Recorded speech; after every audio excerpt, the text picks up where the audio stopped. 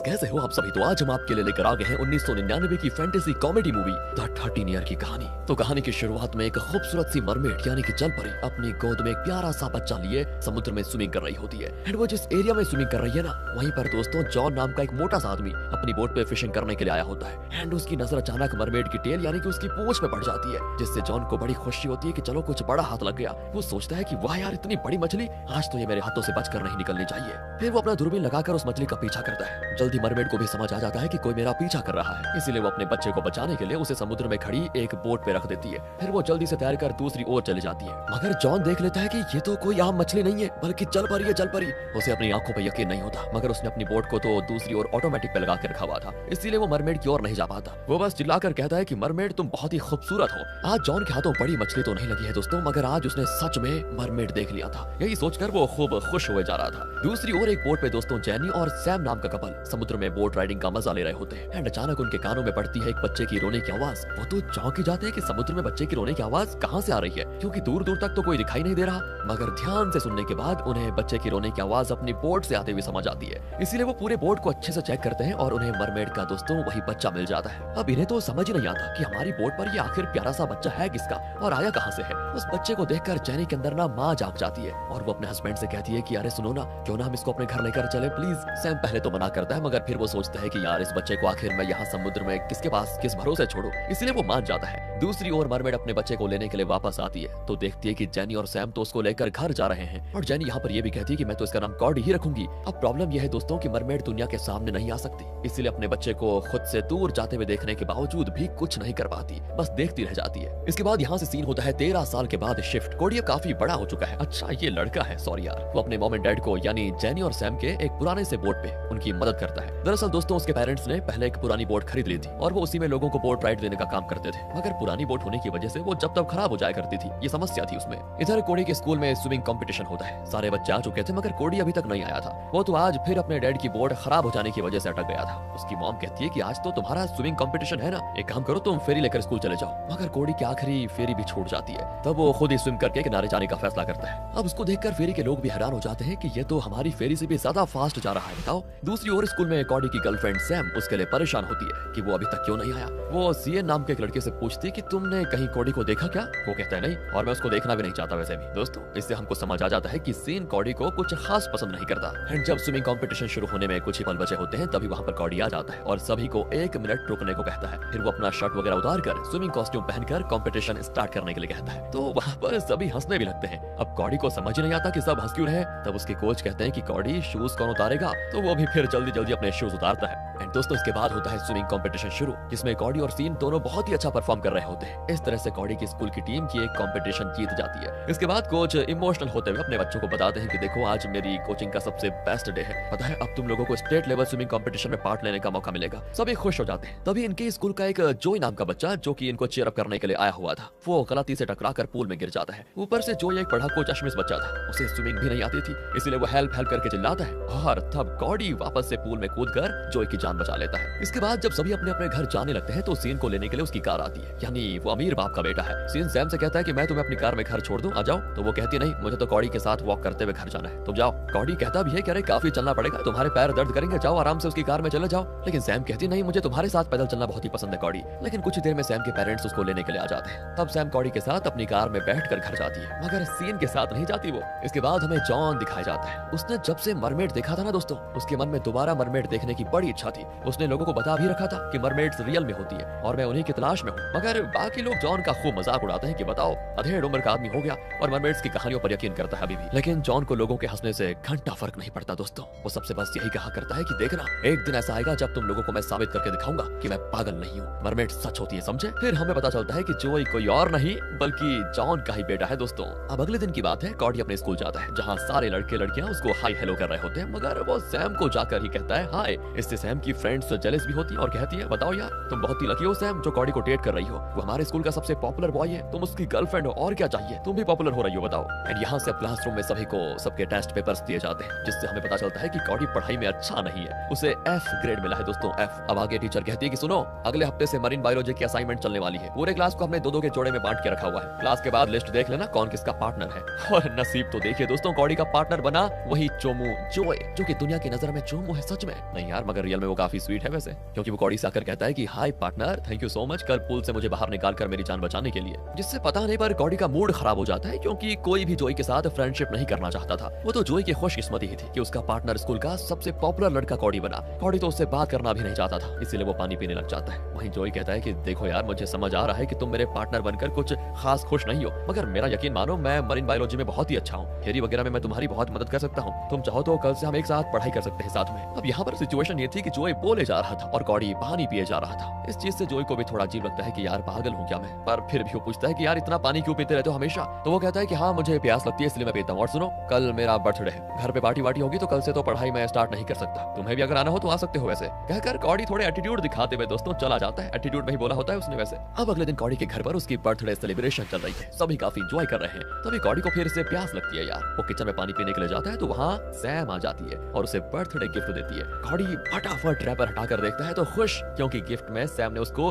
खुद की photo frame करवा कर दी है, साथ ही वो कहती है कि बर्थडे बॉय के लिए मेरे पास एक और गिफ्ट है, और फिर वो अपनी आंखें बंद करके किस करने के लिए आगे बढ़ती है। कॉडी भी मौके पे चौके मारते हुए उसको किस कर लेता है, मगर जैसे दोनों के लिप्स टकराते हैं ना तो इन्हें बिजली का झटका लगता है। हाँ दोस्तों ये इन दोनों का पहला किस था, इसलिए ये सोचते हैं कि शायद ये हमारे बिग के स्पार्क की वजह से हुआ। कॉडी कहता है कि हम एक बार फिर से ट्राई कर सकते हैं वैसे, और तब सैम कहती है हाँ क्यों नहीं, मगर अभी नहीं, तुम्हारे अगले बर्थडे पे, और ये कहकर वो शर्माते हुए चली जाती है। कुछ देर के बाद जब कॉडी अपने फ्रेंड्स के साथ एंजॉय कर रहा होता है तो दोस्तों वहाँ जोई आता है, उसको देखकर सभी बच्चे मुंह बना लेते हैं और कॉडी से कहते हैं कि अरे यार इसको बुलाने की क्या जरूरत थी। तब कॉडी बताता है कि यार मैंने तो ऐसे ही कह दिया था, मुझे नहीं पता था कि ये सच में आ जाएगा। लेकिन दोस्तों यहाँ पर इन लोगों के हाव भाव देखकर दूर से ही जोई सारी बात समझ जाता है, इसलिए वो कॉडी की मॉम को कॉडी का बर्थडे गिफ्ट देकर बेचारा चुपचाप चला जाता है। अब रात में कॉडी के पेरेंट्स उसको ढेर सारी ब्लेसिंग्स देते हुए कहते हैं कि बेटा अब तुम 13 साल के हो गए हो, अब तुम बच्चे नहीं रहे बल्कि तुम टीनेजर बन चुके हो, तुम्हें तो पता ही है ना कि टीनेज में क्या क्या होता है, बॉडी में बहुत सारे चेंजेस होते हैं। कॉडी कहता है कम ऑन मॉम प्लीज मुझे लेक्चर नहीं सुनना, मुझे अच्छे से पता है कि टीनेज में बॉडी में कौन कौन से बदलाव आते हैं, आप लोग जाइए मुझे सोने दीजिए अब। और तब उसके पेरेंट्स कहते हैं कि बच्चे पता नहीं क्यों टीनेज में आते आते थोड़े चिड़चिड़े हो जाते हैं, तुम जब बच्चे थे तभी सही थे, बहुत प्यारे हुआ करते थे तुम,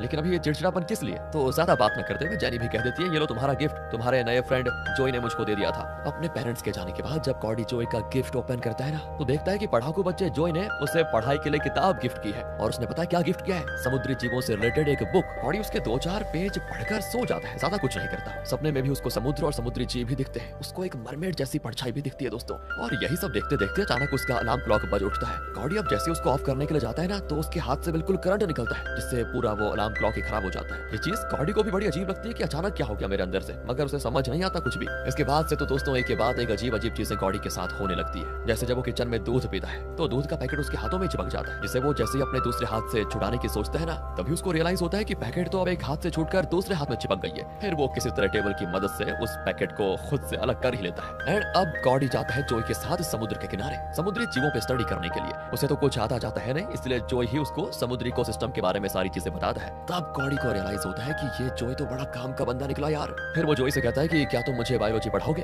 वो कहे ना मैं बायो में फेल हो रहा हूँ इसीलिए। और तब बदले में जोई कहता है क्या तुम मुझे स्विमिंग सिखाओगे। कॉडी कहता है यार फाइनल डील हो गई। फिर वो जोई से हाथ मिलाता है। जोई को कुछ अजीब लगता है कॉडी के हाथों में, वो कहता है कि ये क्या है तुम्हारे हाथ में, ऐसा तो मैंने बस मेंढक या छिपकली की स्किन पे ही देखा है। अब ये सुनने के बाद कॉडी घबरा जाता है, वो जल्दी से अपने घर पहुंचता है और वॉशरूम में अपने हाथ को अच्छे से धोता है। अब कॉडी को इतनी देर तक वॉशरूम में देखकर उसकी मॉम परेशान हो जाती है और पूछती है कि सब ठीक है ना कॉडी, तुम्हें इतना टाइम क्यों लग रहा है। तो वो कहता है कि हाँ मॉम मैं बिल्कुल ठीक हूँ। एंड पानी से हाथ धोने के कुछ देर के बाद कॉडी के हाथ नॉर्मल हो जाते हैं, चलो बढ़िया है। फिर अगले दिन की बात है, प्रोजेक्ट के सिलसिले में कॉडी को जोई अपने घर पर लेकर जाता है। अब ये घर क्या कहे वैसे, वो उसको अपने डैड के कबाड़ बोट यार्ड पे लेकर जाता है, ये कहते हुए कि हमारे घर की रेनोवेशन चल रही है इसलिए हम फिलहाल यहीं पर रह रहे हैं। तो यहाँ पर कॉडी की मुलाकात जोई के डैड जॉन से हो जाती है। वो भी कॉडी को पहचान लेते हैं कि तुम्हारे पेरेंट्स तो बोट टूर का काम करते हैं ना। वो भी कहता है हाँ करते हैं। और तब जॉन पूछता है कि तुम्हारे पेरेंट्स ने तुमसे कभी समुद्र में कुछ अजीब चीजें देखने की बात कही। कॉडी समझ जाता है कि जॉन क्या कहना चाह रहा है। वो पूछता है कि अंकल आप सच में मरमेड्स वगैरह पे बिलीव करते हैं क्या? तो जॉन जवाब देता है कि बिलीव क्या करना, अरे मैंने तो अपनी आंखों से देखा था। ये सारी चीजें देखकर वैसे जोई को शर्मिंदगी महसूस होती है। सोचता है कि पापा कैसी हरकतें कर रहे हैं। वो कॉडी से कहता है कि अरे ये चीजें छोड़ो, हमें अपने बायोलॉजी प्रोजेक्ट पर ध्यान देना चाहिए, चलो यहाँ से। कुछ दिनों की बात है दोस्तों, जोई के साथ रहने का असर कॉडी पे हो जाता है। बायोलॉजी टेस्ट के बाद वो घबराया हुआ था और वो गॉड से प्रे करता है कि प्लीज मुझे पास करा दो। तो टीचर उसे कांग्रेचुलेट करती है क्योंकि बायो में बहुत ही अच्छा परफॉर्म किया था उसने, ग्रेड ए मिला था उसे। ये देखकर कॉडी भी बेहद खुश होता है कि चलो मेरे दोस्त के अच्छे नंबर आ गए। फिर वक्त बीतता है और हर बीतते वक्त के साथ कॉडी की प्यास बहुत ज्यादा बढ़ जाती है। वो स्कूल में इतना पानी पीता है कि बाकी स्टूडेंट्स को लाइन में काफी देर तक अपनी बारी का इंतजार करना पड़ता है। सब उसको बड़ी अजीब नजरों से देखते हैं। उन्हें लगता है कि ये तो आज पूरा नल का पानी खत्म ही कर लेगा। क्लास के बीच में भी कॉडी बार बार पानी पीने जाने की परमिशन मांगता रहता है। ये सारी चीजें कॉडी को भी बड़ी अजीब लगती है कि मेरे अंदर इतनी प्यास कहां से आ रही है। फिर वो एक दिन अपने पेरेंट्स से बात करता है इस बारे में, मगर वो तो उसकी बातों को सीरियसली लेते ही नहीं। पर फिर भी कॉडी उनको समझाने की कोशिश करता है कि देखो मेरी बॉडी में कुछ तो अजीब हो रहा है, मुझे पहले से ज्यादा प्यास लग रही है। हर टाइम ऐसे लगता है जैसे मैं पानी में रहूं, मैं लोगों को इलेक्ट्रिक शॉक दे रहा हूं। ऊपर से मेरे स्किन में अजीब अजीब से ये पपड़ी सी बन रही है। ये सब नॉर्मल नहीं है,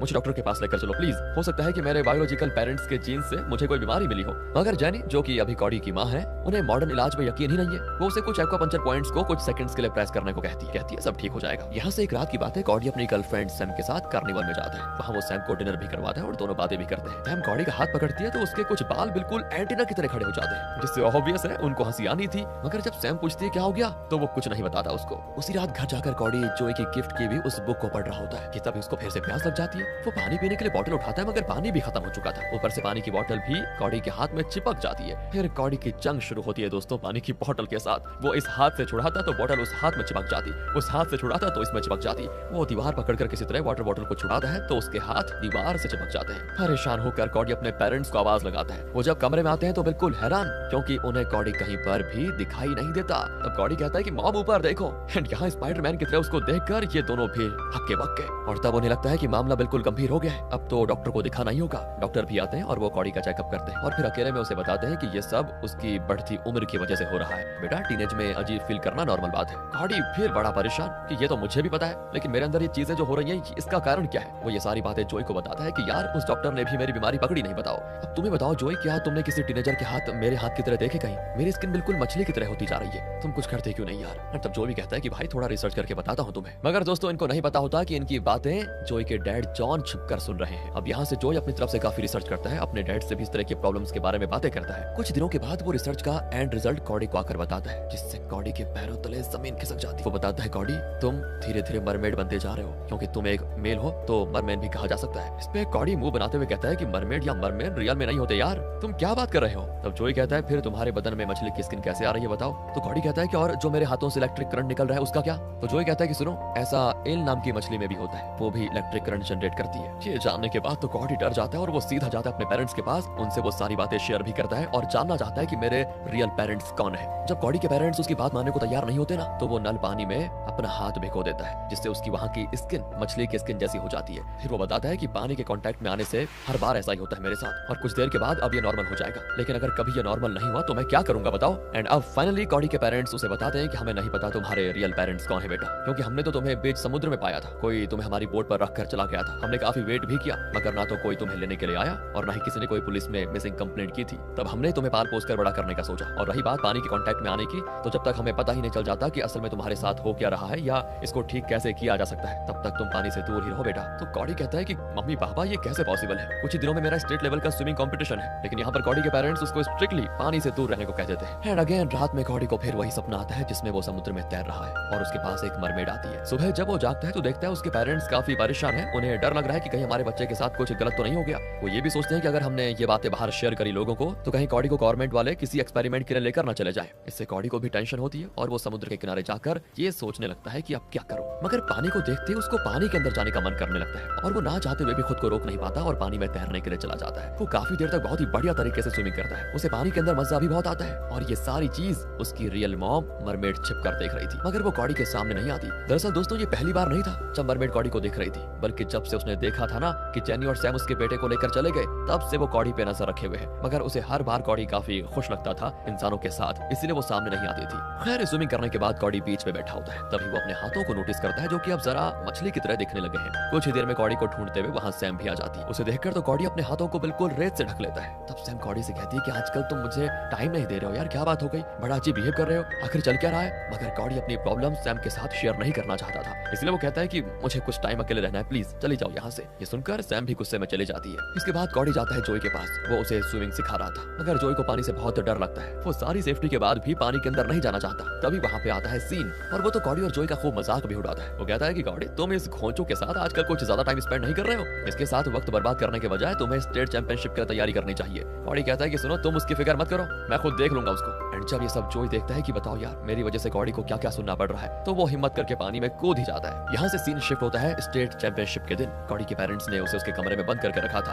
और हर 10 मिनट में चेक करने के लिए आ रहे थे कि वो अपने रूम में है भी या नहीं। एंड तब कॉडी अपने पेरेंट्स को समझाता है कि कोई बात नहीं, अगर मैं चैंपियनशिप में पार्टिसिपेट नहीं कर पाऊंगा तो चैंपियनशिप मेरी जान से बढ़कर थोड़ी है। ये सुनकर कॉडी के पेरेंट्स थोड़े रिलैक्स हो जाते हैं कि चलो, हमारा बेटा समझदार है, ये हमारी बातें मान रहा है। मगर उनके कमरे से जाते ही कॉडी खिड़की से कूद कर चैंपियनशिप के लिए चला जाता है। वहां उसे जोई मिलता है, तो जोई भी उसको स्विमिंग करने से मना करता है, पर कॉडी वो तो मानने को तैयार ही नहीं होता। वो पार्टिसिपेट भी करता है और सबसे कम टाइम में स्विम करके स्टेट रिकॉर्ड भी बना देता है। फिर वो अपनी जीत को सेलिब्रेट करने के लिए अपने हाथ हवा में हिलाता है, मगर जोई नोटिस करता है कि उसके हाथ अजीब से मछली की तरह हो गए हैं, और ये चीज काफी लोग नोटिस भी कर लेते हैं। यहाँ ऑडियंस में जोई के डैड है, वो तो दूरबीन लगाकर एकदम क्लियरली उसके हाथ को देखकर खुश हो जाते हैं। वहीं सीन भी कॉडी के अजीब हाथ को देख लेता है और जल्दी कॉडी को भी रियलाइज हो जाता है कि सभी ने मुझे देख लिया है। एंड अब वो वहां से तुरंत भागने की सोचता है, मगर उसके हाथ से स्ट्रॉन्ग इलेक्ट्रिक शॉक निकलती है, जिससे स्कोरबोर्ड वगैरह में शॉर्ट सर्किट से आग लग जाती है। तभी कॉडी भी वहां से भागने लगता है। सीन उसके पीछे पीछे वॉशरूम तक जाता है और कहने लगता है कि तुमने चीटिंग करके गेम सबसे पहले जीता है, समझे? तुम भी जानते हो कि तुम मुझसे बेहतर नहीं हो,